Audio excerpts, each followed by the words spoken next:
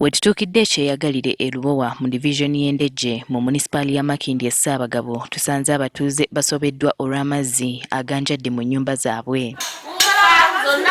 Enkuba eyatandise okutonnya ekiro bagamba ebwonoonedde buli kimu. Amazzi go gagenda kutusulira amayumba, entebe zoonoonese era ne ndaba bino nkuta akatayimbwa n'ennyondo. Mbadde ngezaako okuwummula nnyumba amazzi gasobole okuyitamu gagende. Ennyumba yonna tujambudde.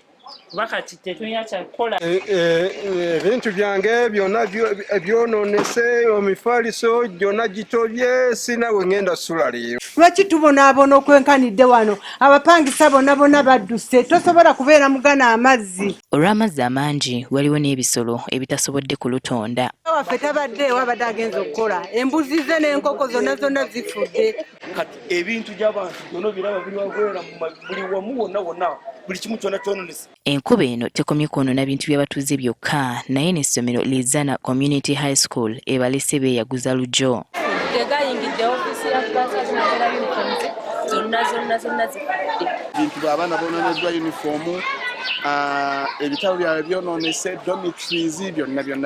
Bano obuzibu babutadde ku kuzimba eddwaliro ly'e Lubowa nga bagamba nti kino kyaziba emikutu gyonna egitambuza amazzi gano. Agabadde gava muli gonna ne gajja eno naye nga gavudde ku mwala ogw'eddwaliro erizimbwa erya Lubowa ndowooza Lubowa babitya. Eddwaliro tulyagala enkulaakulana tugyagala naye tetwagala kubonaabona. Kati basaba abakulembeze okubagambira ku bazimba eddwaliro lino okuzibikula emifulejje amazzi gasobole okutambula kubanga bo tebasobola kubagambako. Twakamala okusasula emisolo gya property tax essaawa eno amazzi gayingidde mu bapangisa, abapangisa bagenda kusibamu ebyabwe byonna bagende. Era nze sigenda zisasula oba muntwala mu tuzira mujja kunteekamu.